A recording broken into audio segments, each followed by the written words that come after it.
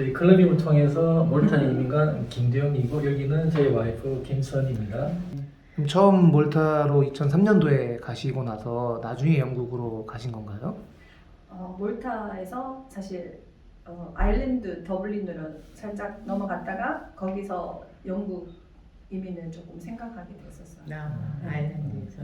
그 당시에는 거의 이제 한 15년, 17년 됐나요? 네. 그 당시에는 아이들이 어렸었고 이제 뭐 막내 같은 경우는 거기서 태어났잖아요. 그러니까 이제 엄마로서 교육적인 측면에서 뭐 유럽이나 아일랜드 아이들 키우는 데는 어떤 좀 느낌이 드셨는지 좀 궁금하네요. 그때 그러니까 한 명은 서울 태생, 더블린 태생, 지금 런던 태생이거든요. 그래서 이제 다니다 보니까 제 혼자 오롯이 키워야 되니까 그런 것들은 힘들었는데 반대로 이제 둘째까지 대학교를 들어가고 나니까 다시 한국에서 교육을 시켜야 되겠다라는 생각이 조금 두려워졌어요. 네. 저희가 유럽 갔을 때 되게 두렵듯이 우리 아이들도 다시 한국에 나오니까 거의 외국인 수준이더라고요. 그래서 근데 교육 시스템이나 이런 것들을 제가 3명 다 해보니까 영국이 무조건 다 맞다라고는 할 수가 없어요. 그러나 또 한국이 또 다 맞다라고 할 수도 없고 공부라는 거를 그렇게 푸시 안 해도 사실 뭐 자랑이라기보다는 저희 둘째가 이번에 캠브리지 들어갔지만 아이들에게 그런 동기부여를 해주는 게 교육에서는 제일 중요한 것 같더라고요. 또 유럽이 좋은 이유가 주위에 유럽 나라들이 스페인이나 뭐 다른 나라들이 많으니까 아이들이 스스로 이제 대학생이 되니까 스스로 여행도 할 수 있고 그런 점들이 제일 좋은 것 같아요. 아버님한테 하나 여쭤보고 싶은 게 네. 그 생활적인 측면에서는 또 가장으로서 예. 생활적인 측면이 좀 궁금하기도 하고 예. 어떠셨는지. 저는 사실은 한국에서는 무역 쪽에 제가 근무를 했었고요. 사실 건축하고는 완전히 문외한이었지만은 제가 느끼기에는 충분히 이 한국에 있는 이런 뭐 직종과 상관없이 충분히 기술자로서 엔지니어로서 어떤 성장할 수 있는 그런 가능성을 제일 많이 봤고 특히 유능한 젊은이들이 이런 좀 기회들을 많이 잡아서 꿈을 좀 많이 펼쳤으면 좋겠어요. 네.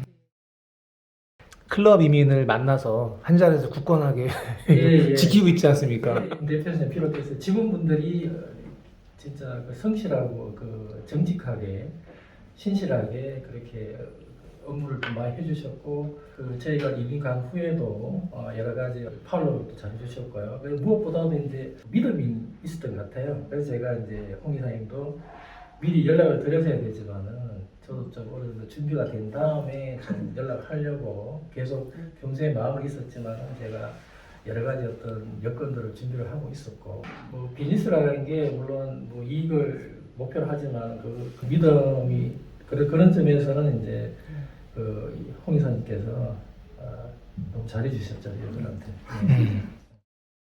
저희가 네.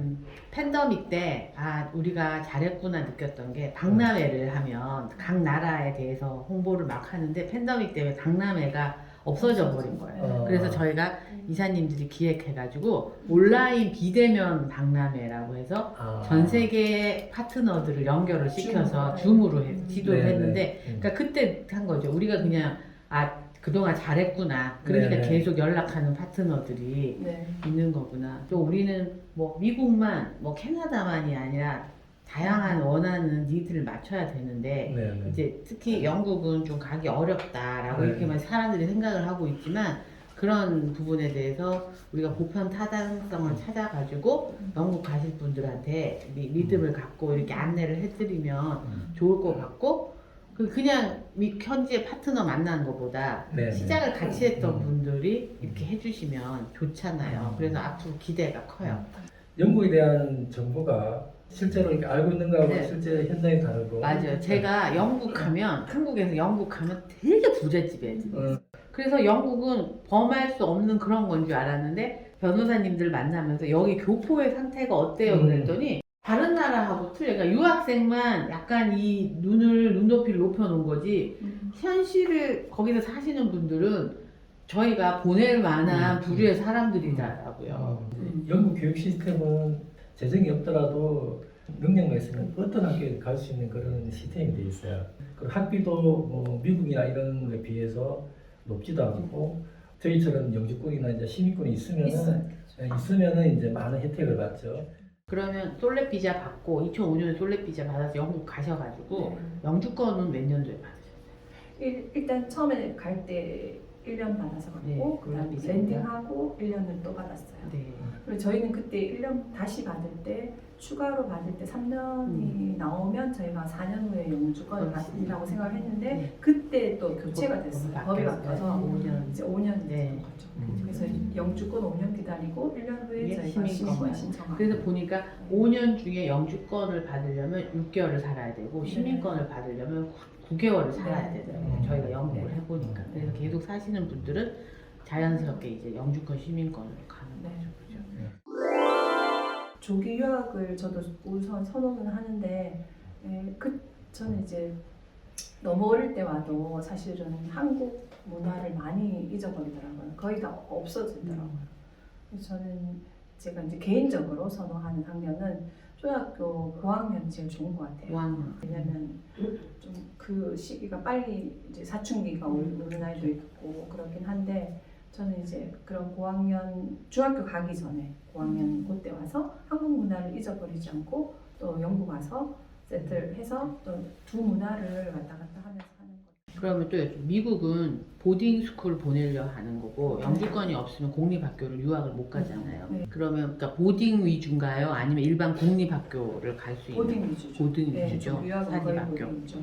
그렇죠. 그러면 영국에서 대학을 갈 때 제일 우수한 학생들은 어떤 전공을 선택해요? 주로 이제 가장 선호하는 건 이제 그쪽 그 금융 쪽으로 많이 선호하죠. 금융 예를 들어서 이제 그 돈이 되니까 심지어 승리 같은 경우는 이제 옥스퍼드 나왔지만은 자기가 거기서 그 투자 그룹에 있으면서 펀드 매니저로 있다가 나온 그런 형태고 그러다 보니까 금융 쪽이 세죠. 세고 이제 그 다음에 이제 컨설팅 쪽으로 세죠.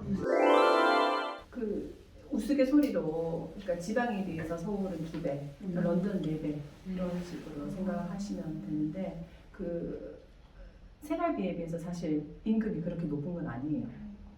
네, 그거는 상대적으로 그렇게 높은 건 아닌데 좀 힘들긴 하지만 그런 식으로 오셔서 정착하시다 보면 여러 가지 또 본인의 그런 것들을 살려서 할 수 있는 것들이 있기 때문에 또 그것 말고 그러니까 돈으로 누릴 수 있는 그런 것 말고 다른 유럽에 있기 때문에 누릴 수 있는 그런 것들이 너무 많기 때문에 그거를 만약에 본인이 너무 하시고 싶다 그러면 정말 그런 쪽은 정말 너무 강추해 드리고 싶고 네.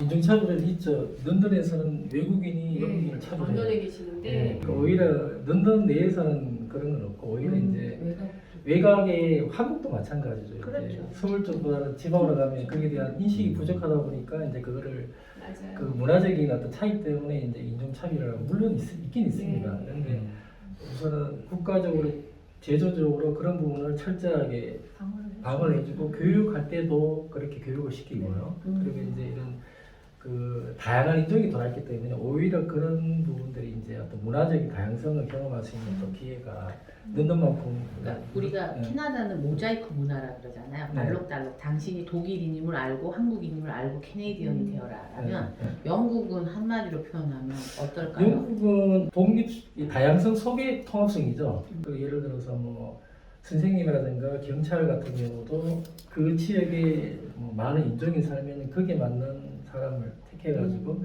관리하게 만들고요. 그리고 학교 내에서 이런 뭐 행사라든가 이런 부분 시스템이 되어 있어요.